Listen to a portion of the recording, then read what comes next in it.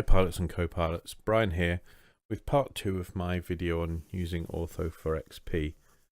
Part 1, we covered generating a single tile and then getting that tile into X-Plane and doing a before and after video on how it worked.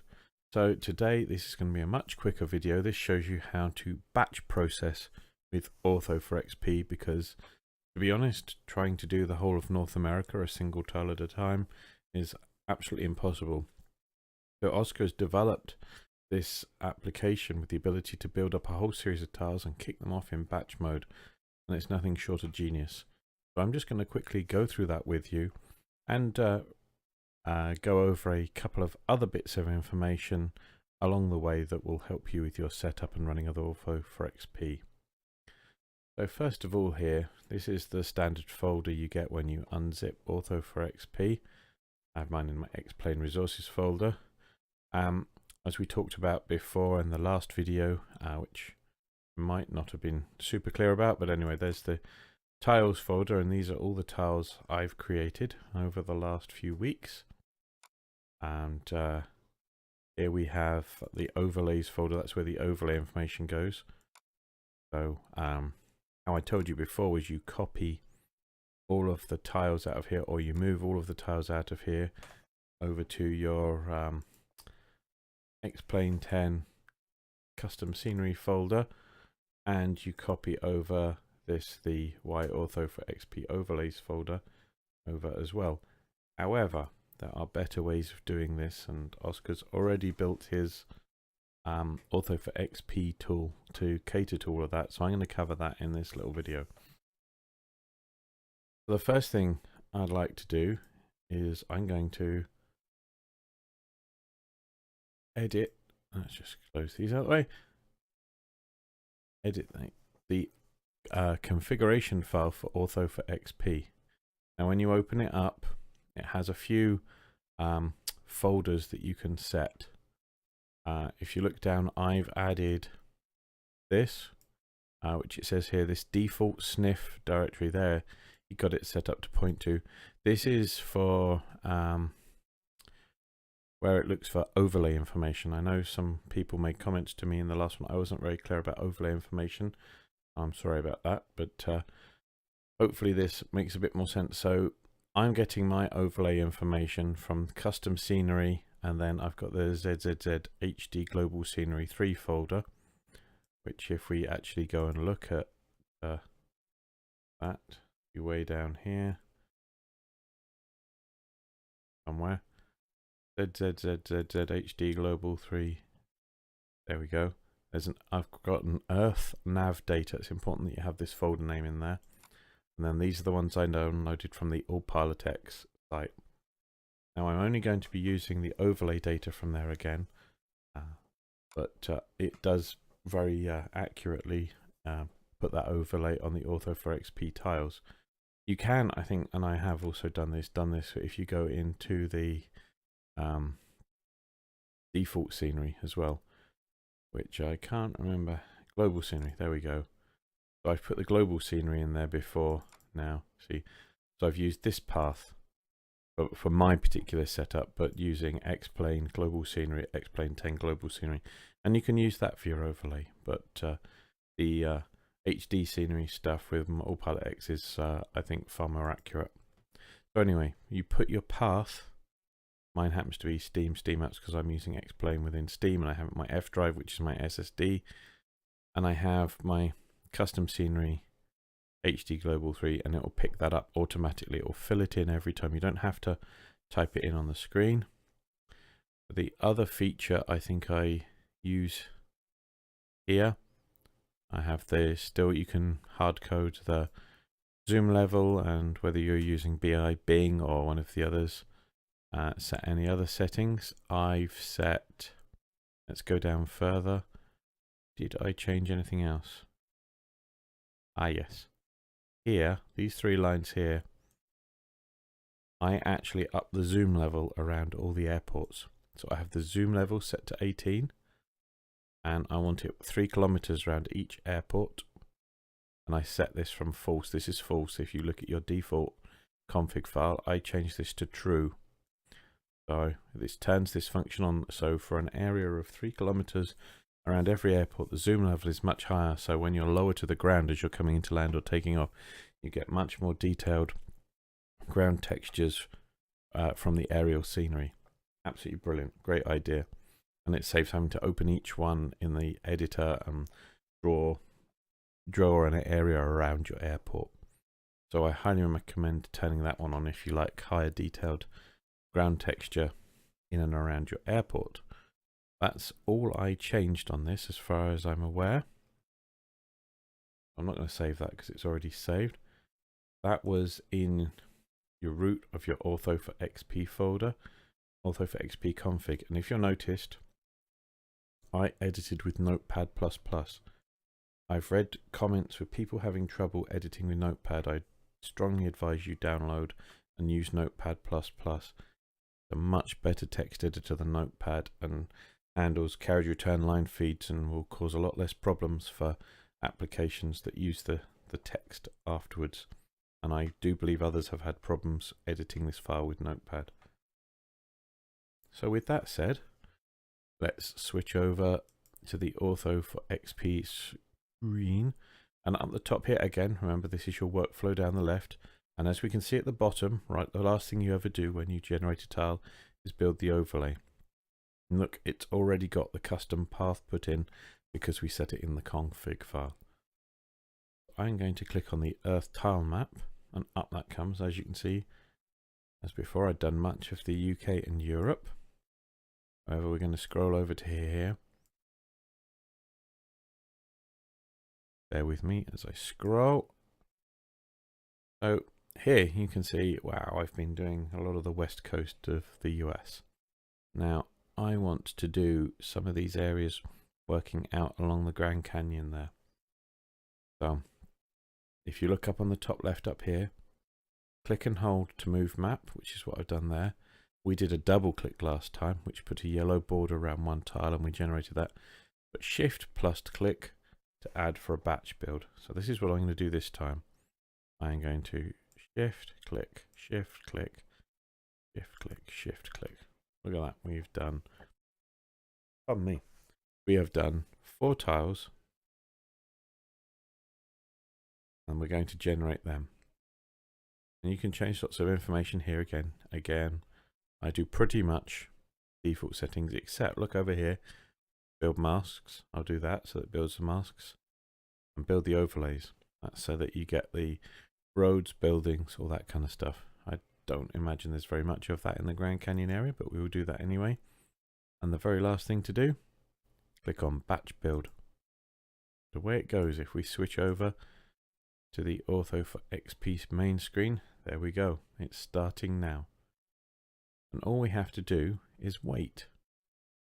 So I'm going to let these generate, and then I will see you on the other side, and then I will talk you through the final stages of how we get these tiles into X-Plane and how we get them in a way without having to copy or move the tiles, and we allow us to still see them in Ortho4XP and use them in X-Plane. It's an absolutely awesome way of doing it, and it's so simple.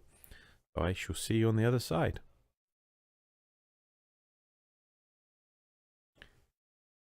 So here we can see the 4 tiles have now completely generated. File 4 of 4 there, so it's gone through. You can track each one, and it's finished with the last step of creating the overlay. Now, one thing I'm actually going to talk about before we go on to deploy these, and it's actually quite important, I forgot earlier, is there was another folder I do set in here, and it's, if you look here, custom scenery. Now if I just highlight it here, there we go, there's your custom scenery. I can't remember in the default config whether it's commented out, but just take a copy and take the hash or pound sign off the front, and that uncomments the line, and then change it to the path with your custom scenery is. Of course, as you might see here, there's double backslashes. For a Windows environment, you'll need backslashes. I'd imagine For Macs and for Linux, of course, it's going to be // but here it's backslashes. And if we go to this, I can see plane 10, custom scenery, and I click up it. Look, I can see that that path matches this.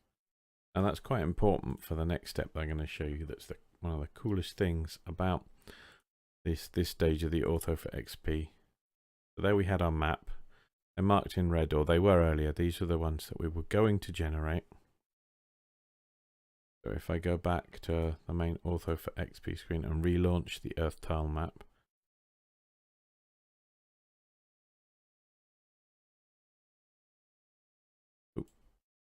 yeah, always Horizon Europe, and head back over here, we can add them to our scenery. And you'll see I haven't done massive amounts of the US because, well, I don't fly over massive amounts of the US.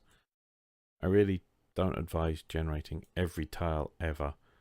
I like to fly down the west coast of the US, and I like to fly all across Europe and the UK. So those are the areas I've done. If you try and do everything, you're going to eat your bandwidth, eat your disk space, but you're also probably going to piss off the content providers who provide all these aerial photography things, and they're going to lock us all out. So do the bits you need, don't do the bits you don't need. So here we have the 4 tiles. Now they're marked in blue. This means that they've been generated. However, they're not actually in my Ortho4XP parts in the custom scenery folder under my X-plane folder here. Now what you can see with these, and this gives it away, is these aren't actually in that folder. They're symlinks, symbolic links between the folder in the tiles folder and what's in the custom scenery. So let me see if I can make that clear. The actual folders with the files in are over here. They're actually even on a different drive. I don't have space on my SSD. So these are on a big old Western Digital black drive that I've got for this. So they're all sitting on there, but I actually link them here. So they don't take up space on my small SSD drive with the rest of my X-plane stuff on it. But they're linked, so I don't have to have them in two places, because what happens is if I took them out of my tiles and into here, that's great, I can see them here. However, when I go back to my map view in Ortho4XP, they wouldn't be here anymore. I wouldn't be able to see what I'd already generated. So this is great. It allows me to still use the tool, store them somewhere with a lot of disk space, and link them straight into my X-plane folder.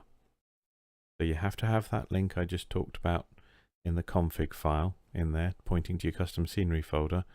But then to create the symlinks, it's as simple as this. Are you watching? So it says right click to link in custom scenery. Right click, right click, right click. Final one. Now if I go back to my custom scenery folder. Okay, 4:41 PM. That happens to be the current date and time I'm generating this video. They're live. There we go. They weren't there just now. Now they are. I have all of the scenery linked, but it's actually still just over here in my tiles folder. So the one last thing I will do now is I will take my overlays folder. I'm going to copy that. Oops, no. Put it back in here. And it's copying over all of the overlays for the new area. So as you can see, I'm going to leave that to copy. As you can see in here, my map is now largely complete for the areas I happen to fly. I might go as far as Phoenix, but I like to do flights from Vancouver and Seattle and heading down towards San Francisco, or doing LA across to Vegas, or those sort of flights. So this west coast is important for me to have the scenery, but I haven't done any of the middle yet. I'm going to look to doing some of Canada, because I live in Canada and I do like flying that, but I haven't found a suitable quality of scenery. Bing really isn't very good, certainly for areas around up here in the Pacific Northwest. I'm going to figure that out, but again, I'll do the areas I'm interested in. I'm certainly not going to be doing up here in the top of Manitoba and places like that, because I'm not likely to fly there. It could be certainly interesting doing down this side and into Florida if I did that, but maybe one day when I fly there. So here we go, back over to the west coast. You can see that those 4 tiles are now added to my scenery. I do like flying around the Grand Canyon and things like that. So that's it. I'm going to show you a before video and an after video now, because of course I like doing those, and it's always great to see the scenery as it first pops up. So watch those, and I hope this has helped you out.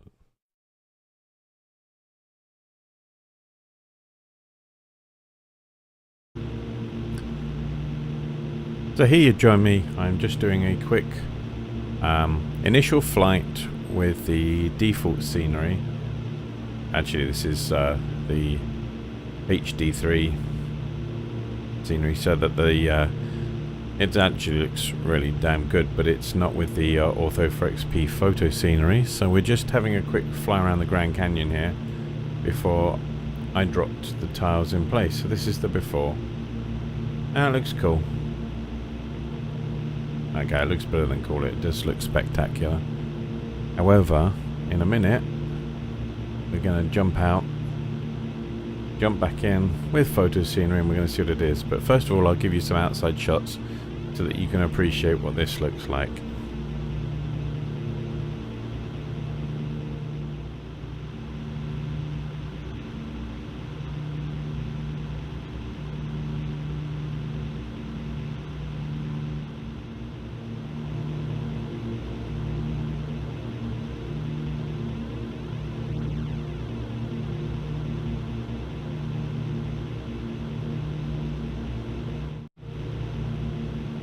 Well, welcome back with Ortho4XP photo scenery, and I'm just heading down into the Grand Canyon now, so we're going to see what the difference is and if it's to our liking. It might be that the Grand Canyon doesn't map very well, but it certainly looks very different from the last time.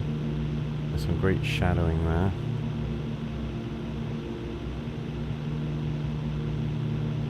Certainly a little lighter, a bit washed out. It might be the Bing source.